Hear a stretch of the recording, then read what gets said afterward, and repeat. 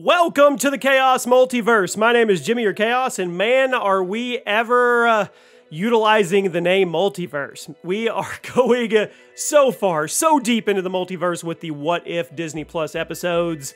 Absolutely insane. Today, we are going to break down episode 8. This is pretty intense. We get Infinity Ultron, well, we got a tease for him at the end of Party Thor. And now we get a full-on fledged episode, and we kind of get an idea of just how powerful Infinity Ultron is. That's what we're going to call him if everybody's good with that. So sit back and let's go over it. And let's also kind of keep in the back of our heads that some of these what-if adaptations could end up in the actual live-action MCU or Disney Plus live-action. And if that's the case, what if?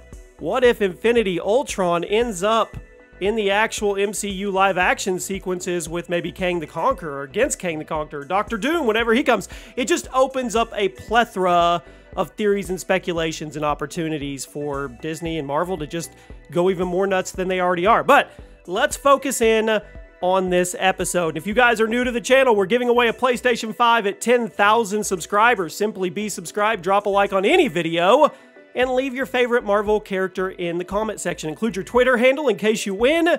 That way I can actually get hold of you. So, the Watcher is going to show us a universe that breaks his heart. And we start off with Natasha riding a motorcycle while Ultron drones are in pursuit. Then you have Hawkeye on a rooftop taking down some of these drones while Natasha takes them out from the ground. A drone notices Hawkeye but uses some sort of invisibility cloak to hide, which is new to these Ultron drones. We've never seen that before.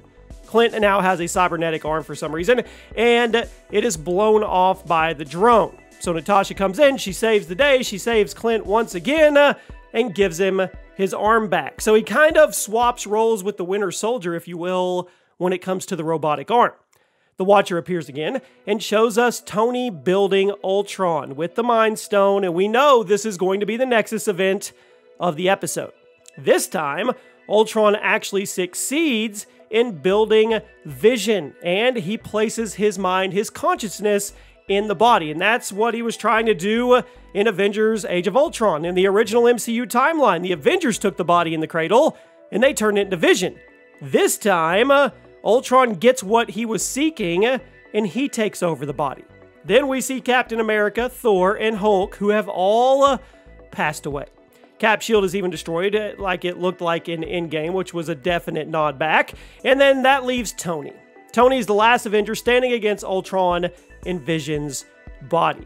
Now we're at the Nexus event, which we saw in Avengers 2, and it's a source of the internet. So, the Ultron takes control of it this time. He kills Tony, and he launches every single nuclear missile. Basically, everything that he tried to do in Age of Ultron, he succeeded in this episode. So the nuke destroys the Earth, leaving Ultron, Natasha, and Clint left alive, and we see Ultron in New York City, which is destroyed, as a Watcher tells us that the Age of Ultron has only just begun, which of course is a nod back to the actual title of the Avengers Age of Ultron. So now let's get things a little bigger. Let's bring in more to it. So while all this is going on, Thanos has been collecting Infinity Stones, just like he's done in the past, right? He appears with 5 of the Infinity Stones. Ultron literally dispatches of him in the easiest way possible, which probably shocked a lot of people, severs him right down the middle, and takes the stones. And as he takes those stones, he dons the Ultron armor with the stones embedded into the chest plate, and he realizes, hey, Earth is just an ant in the bigger picture, right? There's more planets in the universe, there's more universes in the cosmos, and he wants to go create peace how he wants it across the galaxies in the universe, kind of like Thanos wanted to do. So he uses the stones, and he builds this huge army, creates a spacecraft to travel throughout the universe. They go to Asgard, and they completely destroy it, just like in Thor Ragnarok. And next is the Sovereign, where the Guardians of the Galaxy defend the planet like they did in their second movie at the beginning, but they're destroyed too. Then Sakaar, Grandmaster and his champions are all there. They're killed. Ego, he's gone. Living Planet, no more. He then travels to Xandar to destroy it, but Carol Danvers appears to protect the planet now that the Guardians are dead. And you think at this moment, okay, she's probably equal to him or equivalent to him, right?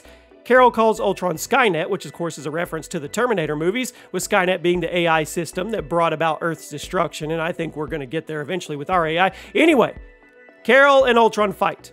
Carol blasts Ultron to the core of the planet, but Ultron destroys the planet. He then realizes he's killed everyone as the Watcher stands behind him saying, the Ultron has no purpose. There's nothing left to do.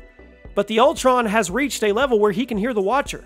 He can speak with the Watcher through the stones, and he realizes there's a multiverse. There's multiple universes as the Watcher tells us he knows everything, but doesn't know what just happened. So the Watcher then realizes that the Ultron's the real deal, and he fears the hunger that the Ultron has, and he knows that he could threaten the entire multiverse. So he says there's at least one hope in the universe. We then flash over to Clint and Natasha, who are in the KGB archives, and Clint references Raiders of the Lost Ark, where we see a very similar archive in that movie. The Watcher watches Clint and Natasha looking for something to help them fight Ultron, and Natasha finds her father's shield. She takes the Red Guardian shield, and then we see Clint look through some files, and we see one that looks like it says Charles Xavier. Now, this could mean nothing, but it's an interesting little cameo, I guess you could say, Easter egg of Professor X in the KGB archive, and we know there are teases of Professor X possibly being in Doctor Strange in the Multiverse of Madness, and we also know James McAvoy said that the new X-Men could be something completely reimagined, but that's a video for another day. The Watcher then tells us Clint is so close. He keeps whispering to Clint, hoping that he can keep his vow. Natasha finds the file of Arnim Zola. So then Ultron bursts into the scene in between the gap between the universes, and him and the Watcher actually start to fight. We cut back to Natasha and Clint, and we see the Siberian base with the Winter Soldiers, and at this base is where the second copy of Arnim Zola's AI exists. So Natasha boots up Zola, and he calls out their names and reveals that Clint's middle name is Francis. For whatever reason, I don't know. Natasha and Clint ask Zola to infiltrate Ultron's code. Zola agrees after Clint threatens to destroy his programming. Clint then uploads Zola to a special arrow, and the Ultron sentries approach. Clint fires the same Zola arrow into one of them, and it starts to upload Zola's programming into one of Ultron's sentries. Then Natasha and Clint fight off the drones. She fights them off with her new Red Guardian shield, and they slowly drag the drone that Zola had been uploaded to away from the fight, and they lock themselves behind a door. Zola attempts to disable all the Ultron drones, but it fails since the main Ultron, well, he's beyond the universe now. Nat and Clint then try to climb a missile silo with Zola to escape, and the drones come through the door, and Clint stops her attacks by creating a force field. He slips and almost falls, but Natasha grabs him just in time, very similar to Endgame, where Clint was holding Nat and let her go so he could go get the Soul Stone. Once again, callbacks galore. This time, Nat lets go of Clint so he can destroy the rest of the drones, and Clint says he's tired of fighting. Well, okay. We cut to Ultron and Watcher. They are battling in space between universes, and the Watcher doesn't really understand how Ultron is actually here. He's very confused and actually scared. Ultron gets blasted away, but teleports behind the Watcher and blasts him into another universe, and then the Watcher gains his own golden armor as he fights Ultron on a desert plain. They blast through multiple timelines, multiple universes, and then the Watcher lands somewhere and sees Ultron in the sky, and then we see Ultron so large that he literally eats a galaxy. I think this is a reference to Galactus myself, or at least a nod. The Watcher gets blasted into another reality where we see Steve Rogers looking like he is about to become the president of the United States. Ultron appears, laughs at the Watcher, just watching the multiverse, and he hits him again against the ground and punches and smashes, and they go through the realities and continue their fight. The Ultron then grabs the Watcher's head and tries to crush it, but somehow the Watcher escapes just in time. Ultron then reveals that he'll travel the multiverse. He'll fulfill his goal, and we cut to the Watcher after the fight, and guess where he is? He's with Strange Supreme. Yep, in his little cube of a place that was built his own prison. You guys already remember the episode, right? And the Watcher says that Ultron left him no choice. He had to intervene. And then he asked Strange Supreme for help, which is kind of ironic, and I'm sure Strange Supreme thinks the same thing.